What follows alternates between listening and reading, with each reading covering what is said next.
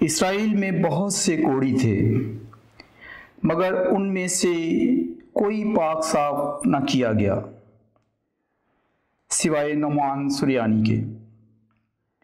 ملوک کی دوسری کتاب، اس کا 5واں باب، پہلی 15 آیات۔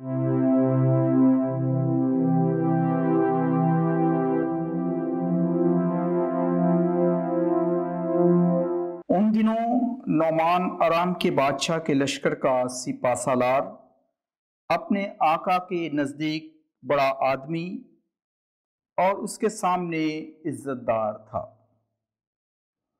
کیونکہ اس کے وسیلے سے خداوند نے ارام کو رہائی دی تھی، اور وہ بڑا بہادر اور دلیر آدمی تھا، مگر اس کو برس تھا، اور ارامی گروہ نکلے تھے اور اسرائیل کے ملک سے ایک چھوٹی لڑکی کو اسیر کر لائے تھے، تو وہ نعمان کی بیوی کی خدمت کرتی تھی۔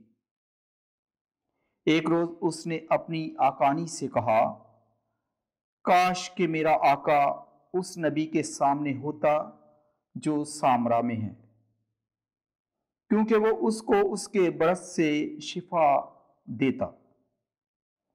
تب اس نے جا کر اپنے مالک سے بات کی اور کہا کہ وہ چھوٹی لڑکی جو اسرائیل کے ملک کی ہے یوں کہتی ہے۔ تو ارام کے بادشاہ نے اس سے کہا، تو جا اور میں اسرائیل کے بادشاہ کو خط لکھ بھیجتا ہوں۔ چنانچہ وہ روانہ ہوا، اور اس نے اپنے ساتھ 20 کنتار چاندی اور 6000 مسکال سونا اور کپڑوں کے 10 جوڑے لیے،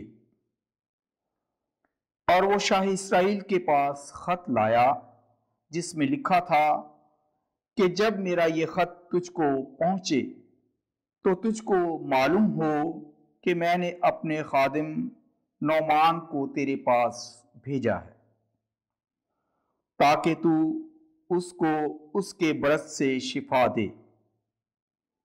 جب اسرائیل کے بادشاہ نے خط پڑھا تو اپنے کپڑے پھاڑے اور کہا، کیا میں خدا ہوں کہ ماروں اور جلاؤں، کہ اس نے اس کو میرے پاس بھیجا کہ میں اس آدمی کو اس کے برس سے شفا دوں۔ سو تم جانو اور دیکھو کہ وہ میرے خلاف ہونے کے لیے بہانہ ڈھونڈتا ہے۔ جب مرد خدا الیسا نے سنا کہ شاہ اسرائیل نے اپنے کپڑے پھاڑے تو اس نے بادشاہ کو کہلا بھیجا، تو نے اپنے کپڑے کیوں پھاڑے؟ اس کو میرے پاس آنے دے تاکہ وہ جانے کہ اسرائیل میں در حقیقت ایک نبی ہے۔ سو نعمان اپنے گھوڑوں اور گاڑیوں سمیت آیا اور الیسا کے گھر کے دروازے پر کھڑا ہوا،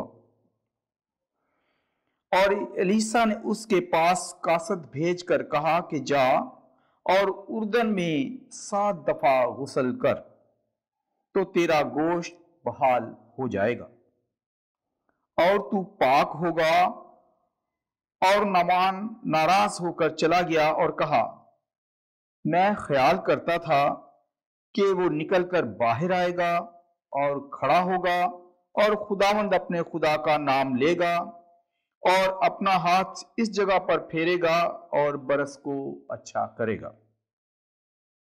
کیا دمشق کے دریا ابانا اور فرفر اسرائیل کی تمام ندیوں سے اچھے نہیں؟ کیا میں ان میں غسل نہ کروں اور پاک صاف نہ ہو جاؤں؟ اور وہ واپس ہو کر روانہ ہوا اور غصے میں تھا۔ تب اس کے خادم اس کے سامنے آئے اور اسے خطاب کر کے کہا، اے باپ، اگر نبی تجھے کسی بڑے کام کا حکم دیتا تو کیا تو اس کو نہ کرتا؟ تو کتنا زیادہ یہ جو اس نے تجھے کہا کہ غسل کر اور پاک صاف ہو جا۔ تب وہ چلا گیا اور اردن میں 7 دفعہ غوطہ مارا، جس طرح کے مرد خدا نے کہا تھا، تو اس کا گوشت چھوٹے لڑکے کے گوشت کی طرح بحال ہو گیا اور وہ پاک صاف ہو گیا۔ اور وہ مرد خدا کے پاس بما اپنے سب ہمراہیوں کے واپس آیا اور آ کر اس کے سامنے کھڑا ہوا اور کہا، دیکھ، میں نے جان لیا کہ ساری دنیا میں کوئی خدا نہیں مگر اسرائیل میں۔ پاک کلام کے پڑھے اور سنے جانے پر خداوند کی برکت ہو۔ خدا کا شکر ہو۔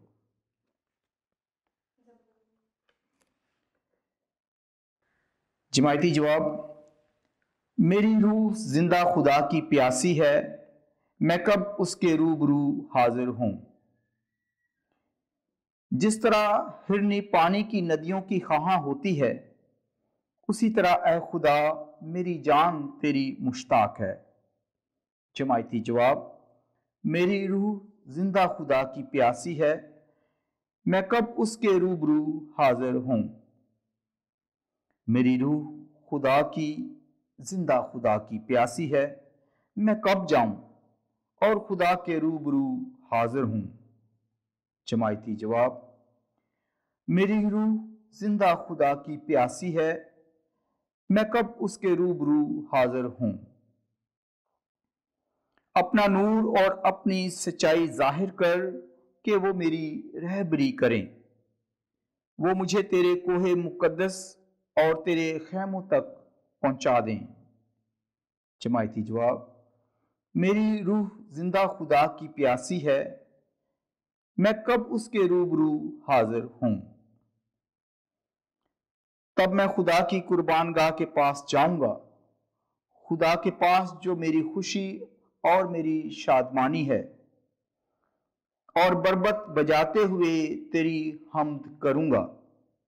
اے خدا، اے میرے خدا، اے میرے مخلص۔ جماعتی جواب: میری روح زندہ خدا کی پیاسی ہے، میں کب اس کے روبرو حاضر ہوں۔